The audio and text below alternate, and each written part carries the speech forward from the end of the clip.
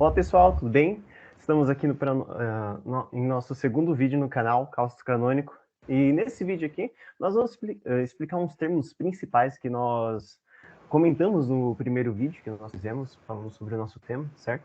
E os dois temas que nós vamos tratar hoje aqui são o que é uma escola literária e o que é uma literatura canônica. Estou aqui com a minha amiga Gabi, que vai me ajudar a explicar o que exatamente, qual exatamente é o significado dessas duas palavras, né, Gabi? Sim, Então vamos começar nos perguntando o que é uma escola literária. Você pode começar, Gabi? claro. Bom, antes de pensar em escola literária, a gente tem que pensar na literatura.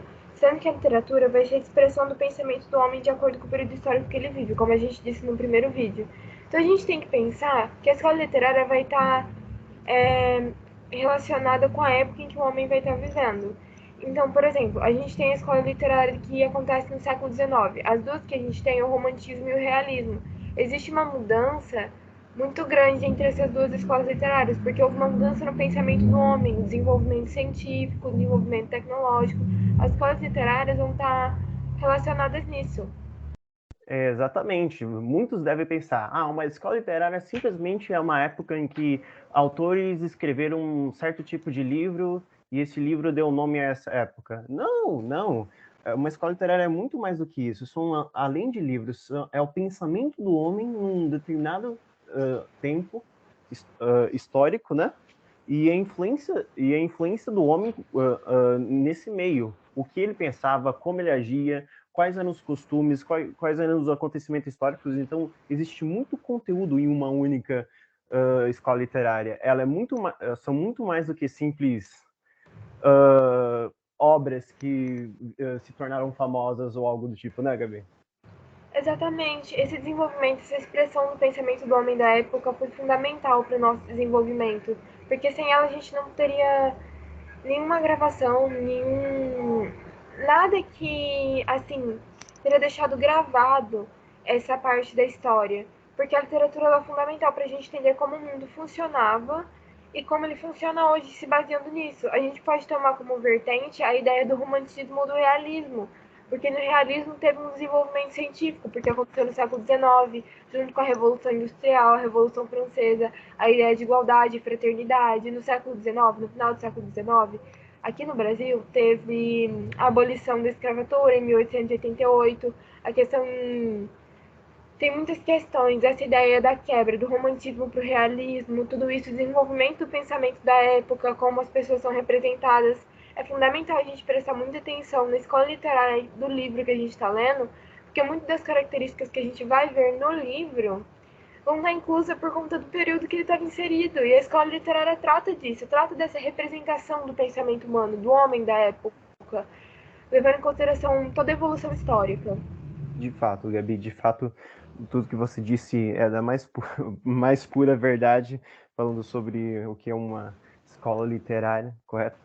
Bem, a gente pode tomar como exemplo de influência direta de uma escola literária as músicas sertanejas, universitárias que nós temos hoje em dia. Romantismo, amor platônico, um amor incorrespondido. Vocês veem atualmente que existem muitas músicas falando que eu não consigo, um amor que eu não consigo ter com ela, ou sofro por ela. Querendo ou não, de certa forma, esse tipo de música só bebe um pouco da escola literária do romantismo, porque o romantismo tratava de amor, sofrimento, a concentração em si, nos seus sentimentos. Então, sim, é importante nós compreendermos e entendermos esses tempos históricos, o que estava ocorrendo na época, e para podermos compreender o porquê das coisas hoje em dia. Por que existem músicas desse tipo? Por que exatamente a sociedade funciona desse jeito? Por que existem certos costumes? Então, uh, esse é o nível de importância de uma literatura canônica, correto? Correto. Levando de base o seu exemplo da música sertaneja, correlacionando com o romantismo. Essa ideia da necessidade de um herói, dessa visão tão específica, tão idealizada da mulher, do romance.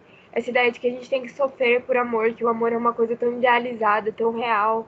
Sendo que se a gente fosse basear nos textos do realismo sobre o amor é uma coisa tão ilusória, tão irreal, porque é uma diferença em questão de um século que diferiu, e as duas escolas literárias que aconteceram nele é uma coisa assim sobre-humana, se você for olhar, sobrenatural quase, uma mudança tão drástica de pensamento.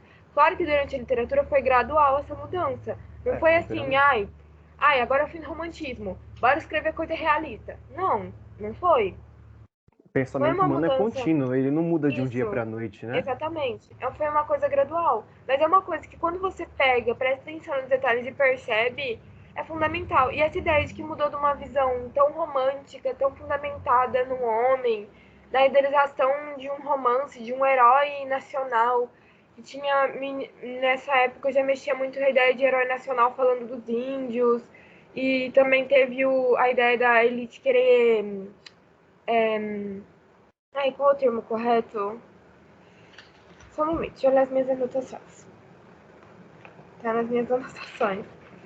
É, São muitos termos que nós precisamos estudar embranquecer. para poder É compreender, isso, né?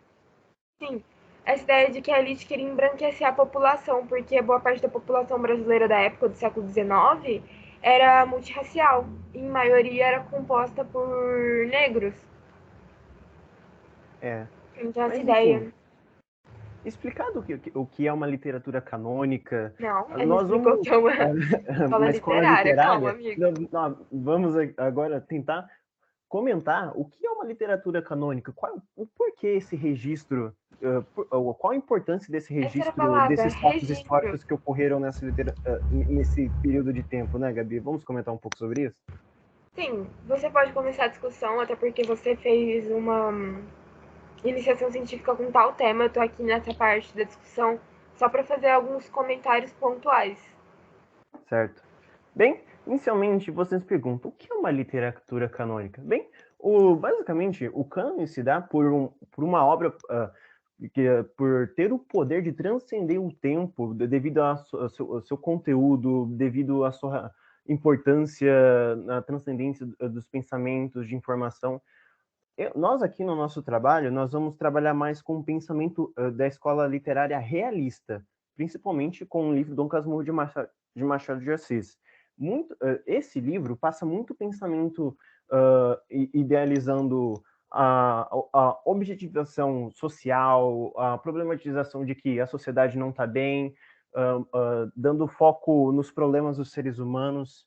E a literatura canônica traz toda essa bagagem de conteúdo do pensamento do homem, dos conhecimentos que o homem obteve naquela época sobre as observações sociais. Então, uma literatura canônica não é somente um livro que foi escrito por um autor que, olha, vou escrever isso daqui porque isso é a sociedade, ponto, eu acho legal. Não, existem estudos, existem trabalhos envolvendo isso para que possa transmitir realmente a ideia de que a, a sociedade que eles conviviam realmente tinham aquele tipo de pensamento, realmente não era daquele jeito que a gente pensava. Digamos que seja uma forma de conectar o passado com o presente através de algo que não se perde, que é o livro canônico. Então, a literatura canônica traz essa importância e basicamente isso é uma literatura canônica no meu ponto de visão. E o que você, Gabi, algo a comentar sobre o que eu estava dizendo? Eu concordo plenamente com o que você disse. Essa ideia da literatura canônica, das obras clássicas, elas vão fazer muito parte da cultura e da nossa construção e representação de um certo período histórico, né? Uhum, Quais elas vão transcender o tempo e fronteira, pelo conteúdo, originalidade, qualidade. E tudo isso se deriva muito do período que ela vai estar inserida. Então entra muito em questão da escola literária também. E como exato. você disse, vai ser um registro fundamental para a gente ver todo o desenvolvimento humano conforme os séculos, o desenvolvimento da ciência, o desenvolvimento da sociedade.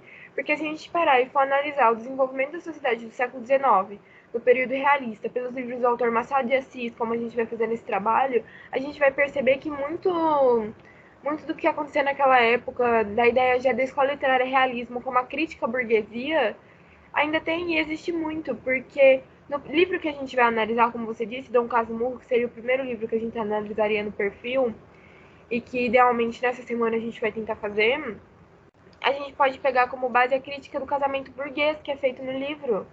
Toda a idealização de que, por eles serem pessoas ricas, de nome, eles não poderiam se separar. E a gente pode pegar isso em base de tantos casamentos que não querem se desfazer só por questão de aparências atualmente. É uma coisa que se eleva muito. A questão do desenvolvimento industrial, que é uma coisa que ainda não parou. Embora o Brasil não esteja inserido na indústria 4.0, a gente tem muito ainda desenvolvimento, a gente poderia ter uma qualidade melhor nisso. E essa ideia de que o Brasil está atrasado no fim de um império e toda a ascensão política do país está muito inscrita nas obras desses autores com base na literatura canônica. É fundamental a gente entender que a literatura canônica não são só um amontoado de palavras em um livro que a gente vai ler por nota na escola. Ou porque muita gente pega a literatura canônica ou literatura clássica, como quiser chamar, e coloca que é um ponto chato ou algo que não tem que ser estudado. Mas ele é fundamental, porque tem tanta riqueza de conteúdo. É fundamental. Exatamente, você estava dizendo que eu disse que a literatura canônica é capaz de transcender o tempo. É incrível você lendo um livro de 200 anos atrás, de 100 anos atrás, falando sobre, relatando temas de problemas atuais. É incrível, né? É fantástico, principalmente as obras do Machado de Assis, na minha concepção, porque ele foi um dos maiores autores da escola literária que foi o realismo. Porque ele fez tantas críticas em concepção da burguesia, da vida, e ele realmente se baseava nas pessoas. Ele sentava numa praça, o cara ia para uma praça, olhar para as pessoas e colocar isso nos personagens dela. Ele se baseou muito, essa escola literária é muito importante, principalmente para o tema que a gente quer discutir, que é ligar essa literatura canônica e desenvolvimento social e científico com a filosofia da ciência, com a utilização do método científico. Exatamente, Machado de Assis fez exatamente isso, usou a ciência, a técnica da observação, para que ele conseguisse notar as características sociais para que ele conseguisse transmitir isso nos livros dele, correto? Sim, principalmente por ele ter vindo de uma família tão humilde, por assim dizer, porque ele é uma pessoa com descendência afro-americana, né? Que os pais dele foram escravos, por assim dizer, embora eu deteste o termo. E ele teve uma ascensão social em questão muito grande na vida. Ele foi jornalista, então ele já tinha uma concepção de textos muito boa, essa ideia uma observação, um ponto de partida muito bom para poder observar as coisas e ver como elas realmente são, sabe? É muito interessante se a gente for olhar pelo ponto de vista do autor, mas como o nosso próprio professor, o Dr. Eduardo Catanozzi, disse, a gente não pode basear todo o livro de uma pessoa baseado numa concepção de um autor, porque a obra é muito mais do que o autor.